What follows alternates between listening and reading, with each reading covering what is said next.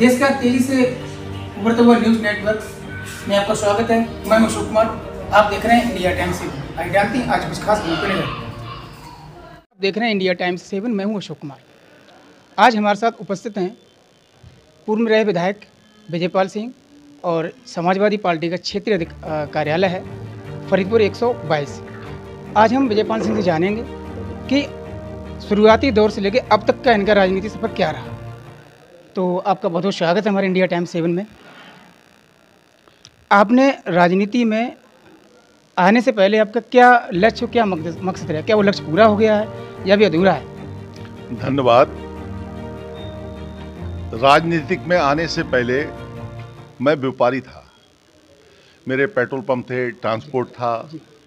फिर मैंने डॉक्टर भीमराव अंबेडकर साहब की किताब पढ़ी।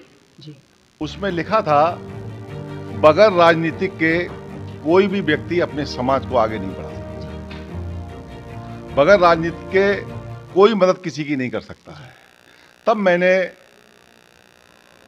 95 में बहुजन समाज पार्टी ज्वाइन की और 96 में मैं चुनाव लड़ा था फरीदपुर से। और चूंकि समय कम था तब भी फरीदपुर की जनता ने मुझे बहुत ज़्यादा वोट देके और यहाँ विजयी नहीं बना, मैं हार गया था। अच्छा। उसके बाद में 2022 में मैं मात्र 234 वोट से चुनाव हार गया था। फिर 2007 में मैं बहुजन समाज पार्टी से विधायक बन गया। विधायक बनने के बाद बहन मायावती जी के जो कार्य थे उनसे मैं असंतुष्ट होता चला गया। जो उनकी कार्यप्रणाली थी, वो जो डॉक्टर भीमराव अंबेडकर साहब ने सपना देखा था, मानवर काशीराम जी ने जो मिशन बनाया था, उसके विपरीत चलना शुरू हो गई। तब मैंने बहुजन समाज पार्टी को छोड़ के और समाजवादी पार्टी में माननीय अखिलेश यादव जी से मुलाकात की। तब उन्होंने मुझे बातचीत हुई मेरी और मैंने कहा उनसे कि अब मैं समाजवादी पार्टी में आ रहा हूं, मेरा शेष जीवन आपके साथ बीतेगा। बोले टिकट की मुझे कोई इच्छा नहीं, विधायक मैं रह लिया, आप टिकट देंगे चुनाव लड़ूंगा, नहीं तो पार्टी के लिए मैं पूरी निष्ठा ईमानदारी के साथ चुनाव लड़ाऊंगा। लेकिन माननीय हमारे राष्ट्रीय अध्यक्ष जी ने मुझे 2022 में टिकट दिया और मैं चुनाव दमखम से लड़ा। मेरे क्षेत्र की जनता ने बड़ी मेहनत से, मेरे कार्यकर्ताओं रात दिन करके चुनाव लड़ाया। लेकिन भारतीय जनता पार्टी जिस तरह चुनाव लड़ी थी, सब उन्होंने साम दाम दंड भेद अपना के हमें हराने का काम किया था। और लोकसभा चुनाव आया तब हमारे कार्यकर्ता बहुत सजग हो गए थे। बड़ी मेहनत से हम लोगों ने फरीदपुर विधानसभा से 10,500 वोटों से अपने प्रत्याशी नीरज मौर्य को सांसद बनवाने का काम किया। आज हम लोग मासिक बैठक की थी, इसमें हमारे पूरे विधानसभा के सभी कार्यकर्ता, बूथ अध्यक्ष, सेक्टर अध्यक्ष, जोन अध्यक्ष और मोर्चा प्रकोष्ठ सभी अध्यक्ष उपस्थित हुए। हमारे राष्ट्रीय अध्यक्ष जी के निर्देश हैं कि गांव-गांव जाके पीडीए पंचायत करें। हमारे यहाँ पीडीए पंचायत का आयोजन बिल्कुल राष्ट्रीय अध्यक्ष जी के निर्देशानुसार चल रहा है और 2027 में हमें उम्मीद है कि उत्तर प्रदेश के अंदर समाजवादी पार्टी की सरकार बनेगी और माननीय अखिलेश यादव जी पूर्ण बहुमत के उत्तर प्रदेश के मुख्यमंत्री बनेंगे। तो अभी जो है टिकट के लिए आप जो है क्या दावेदार हैं? अब टिकट तो राष्ट्रीय अध्यक्ष जी चाहेंगे दे देंगे, चुनाव लड़ेंगे, नहीं तो पार्टी बुलाएंगे। एक बार आप विधायक रहे तो मैं जान सकता हूं उस पीरियड में आपने फरीदपुर में क्या विकास किया था?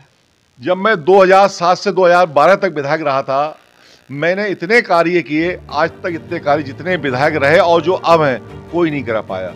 मैंने फरीदपुर के अंदर रोड बेच का बस स्टैंड स्वीकृत कराया था, एक ITI बनवा के दी, मुंसिफ कोर्ट मैंने बनवा के दिया फरीदपुर के लिए और मंडी समिति स्वीकृत पड़ी हुई है, एक ब्लॉक स्वीकृत फतेहगंज पूर्वी के नाम से पड़ा हुआ है और 5 CSC बनवा के फरीदपुर के अंदर मैंने दी थी। उस दौर में, उस दौर के जो वो दौर था आपका कार्यकाल था, तो उसमें आज के दौर में क्या अंतर है, कितना अंतर हुआ? आज भारतीय जनता पार्टी केंद्र में और प्रदेश में सरकार है और जनता समझ चुकी है और इनसे उम्मीद जनता ने छोड़ दी है। इन्होंने अभी तक ऐसा कोई कार्य जनता के बीच में नहीं कराया है कि जनता के लिए जाके इनके कार्यकर्ता बता सके। और इन्होंने कार्यकर्ता को लड़ाने के अलावा, हिंदू मुस्लिम मंदिर मस्जिद के अलावा उलझाना दूसरा काम कोई प्रदेश में नहीं किया है भारतीय जनता पार्टी ने। कहने की जनता ये कहती है कि चलो इस बार कुंभ का मेला लगा दिया, राम मंदिर बनवा दिया और धार्मिक आस्था के लिए काफ़ी प्रेरणादायक हैं। तो कहने की जनता इस बात को, इस सवाल को उठाती है और मुझे लगता है जहाँ तक है वो खुश भी है। तो कहाँ तक आप इसके बारे में आपका विचार क्या है, क्या सही है? जब समाजवादी पार्टी की सरकार थी तब भी अर्थ कुंभ लगा था। उस अर्थ कुंभ के इंचार्ज माननीय आजम खान साहब थे। उनकी देख में इलाहाबाद में कुंभ हुआ था और इतना बढ़िया जनता खुश हुई।